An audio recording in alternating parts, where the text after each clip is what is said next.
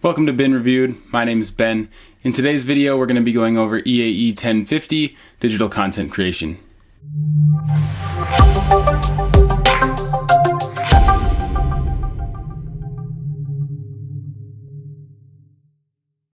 On the U of U's website, EAE 1050 is described as introduces students to the fundamental techniques and tools for game asset creation and how assets are added to a game engine. So the course description is only one sentence long, but the easiest way that I can describe it is by using art software such as Photoshop, Illustrator, Maya, and possibly Zbrush in understanding what their purposes are in asset creation. So again, this class was taught by Matthew Anderson, the same professor who taught Film 2700 Intro to Video Games. I mentioned before that he had an overall ranking of a 3.5 out of 5, but it didn't really hold a lot of weight because there was only 3 people who had reviewed his class. Well, in these reviews, there's only one review for this EAE 1050 class. It was the score that brought him down a little bit, and I think I might have a couple reasons why that might be. I'm going to save those thoughts though for the pros and the cons later down in the video. This might be a little bit longer of a video just because there's a lot to unpack here. So outside of the professor in the class, there were 2 TAs. One was Tyrone Ford and one was Angie Wang. I mentioned their names specifically, even though they're TAs, because they were actively placed in teaching roles and actively graded most of our assignments in the class. I said in Film 2700 that this was definitely a little harder of a course as far as being graded. And I believe that the reason why this is a little tougher is because it's up to interpretation, your art skill, and also grasping the concepts that are taught within the class. Another reason that it might be a little harder is that the TAs often had different grading styles, so one would have been harder and one was easier. One might be more helpful, one might give more suggestions. It kind of just depended on their interpretation of how well you did your assignment. I took this over a summer semester and there were no quizzes and there was no paper finals or anything, but I do know that he was talking about moving forward, that he was thinking about doing quizzes on things like vocabulary and things, so there might be some of that, but for the most part I only had assignments, and because it was a summer semester we didn't even get to Zbrush, which was the final software that we were going to learn.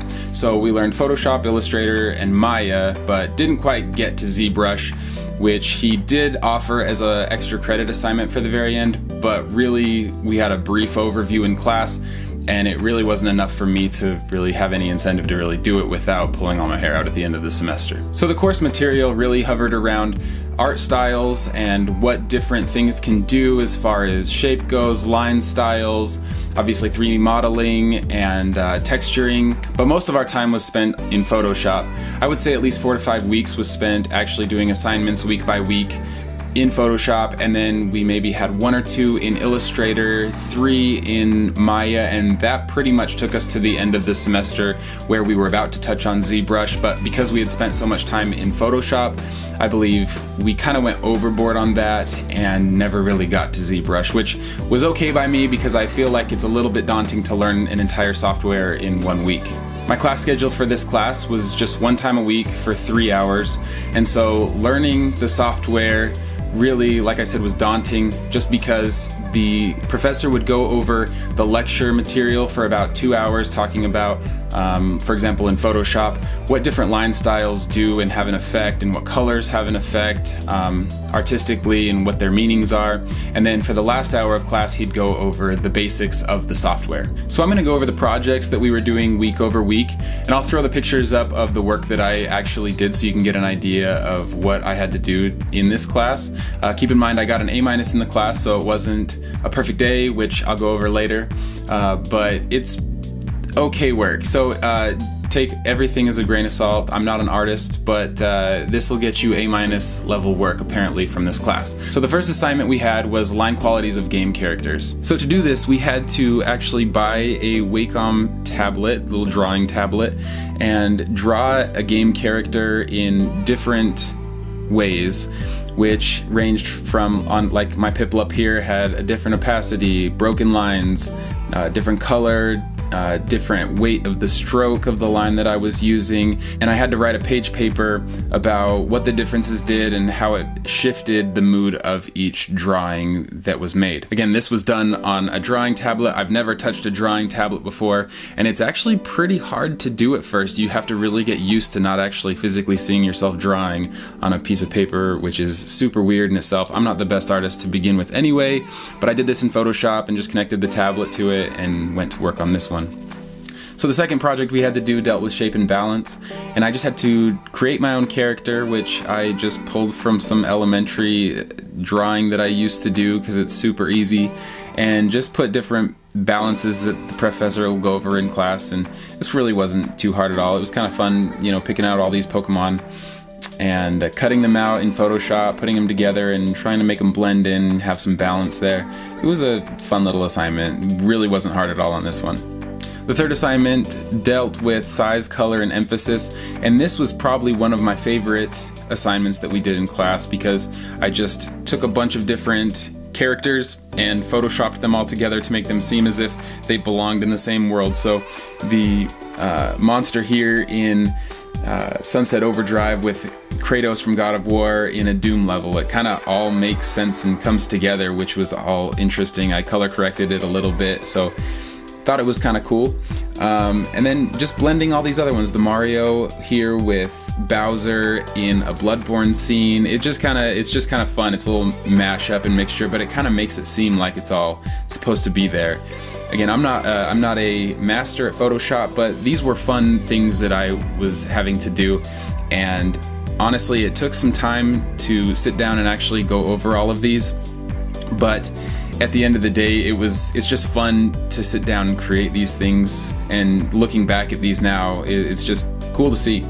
So the fourth project dealt with texture, repetition, pattern, and rhythm, and in these we just basically made some pavers, some sprites that we could put into our own game if we wanted to. So I created some grass, some little pavers, and I tried to do some clouds. I got docked on points on that one because I wasn't able to make it perfect, but you know, this one was actually kind of hard in the way that we had to replicate it and make it repeat on and on without having any kind of differentiation in it. So the fifth assignment was a composition in Photoshop, which basically dealt with contrast, meaning, hierarchy, and visual movement.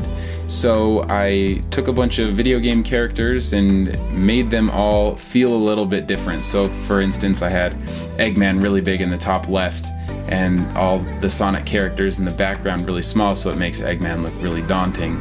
Then I put in the top right, I put Sonic and Shadow up front with Eggman in the back really small, so it looks like, you know, he's gonna get the beat down. Just kind of interesting to see the different meanings and the way that you can make different images be interpreted. So now finally at the sixth assignment, we go into Illustrator, and our assignment was to vectorize a game logo. So I took Sonic Adventure and took that logo and basically made it scalable. It's not perfect by any means, but I had never touched Illustrator and vectorized anything, so I learned this in a week and was able to produce this, which I was pretty proud of for only doing it for 1 week. So over the course of week 7 and 8, you shift from Illustrator over to Maya, and the projects of week 7 is to model a companion cube from Portal 2, and then week 8 is texturing that companion cube and coloring it and making it, you know, really polished and look nice. I would have to say that up until this point, this is going to be the hardest thing that you will have to do, especially if you have no previous experience in Maya itself. Like I said before, he pretty much goes over the basics of the software and kind of lets you run with it. And I had taken 3D modeling in a previous class, which definitely helped me in my progress, but it still took me loads and loads of time, and I was really questioning how other students were really getting through this if they hadn't taken that class either. But then again, like I said, I took this class in a summer semester, so everything was condensed, and in a regular semester you might have more than 2 weeks to do both of these. I know the actual modeling needed to be done in a week for me, and then the texturizing had to be done in a week for me as well. So in week 9, our final assignment that we had in the class was to model and texture a game weapon of our choice. So I chose the Keyblade from Kingdom Hearts as it's basic for the most part. It's not too intricate, but it still took me quite a bit of time, especially since it was due, that 1 week. I was definitely happy with the results that I got. I did have to BS the texturing a little bit, as that was something I was really hazy on. We never covered that in our 3D modeling class and course, so I really had to wing that pretty hard, and luckily I got an okay grade on it.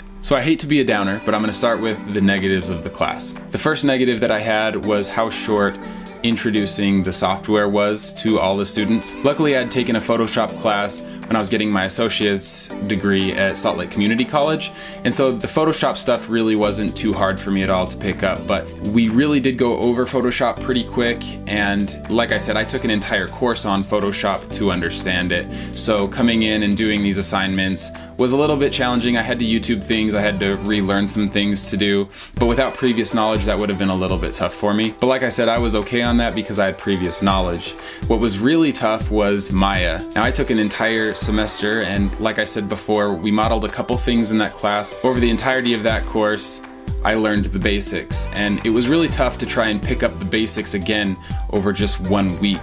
And for me, without having that prior knowledge, for sure, I would have had a super rough time, because you just need to know how things work, why they work, and so on and so forth. And so I feel like those were really rushed. Again, I took this in a summer semester, so this might be different in a fall or a spring semester. It might be 2 weeks and 2 hours worth of basic tutorials and going over these things. Another negative aspect that I had on the class was the inconsistency in grading.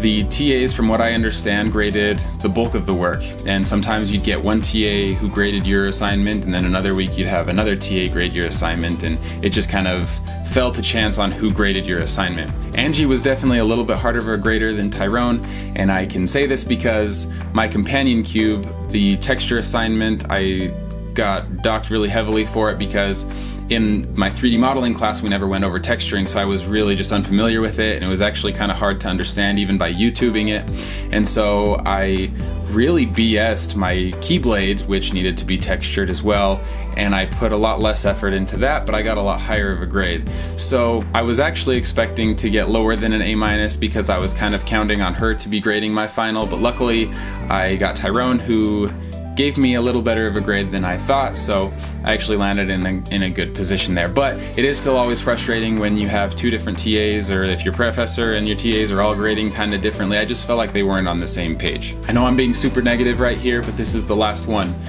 We had to buy the Wacom drawing tablet for Photoshop, but we only used it once or twice out of the entire semester, and being that it is required, it was just it felt like a little bit of a waste of money.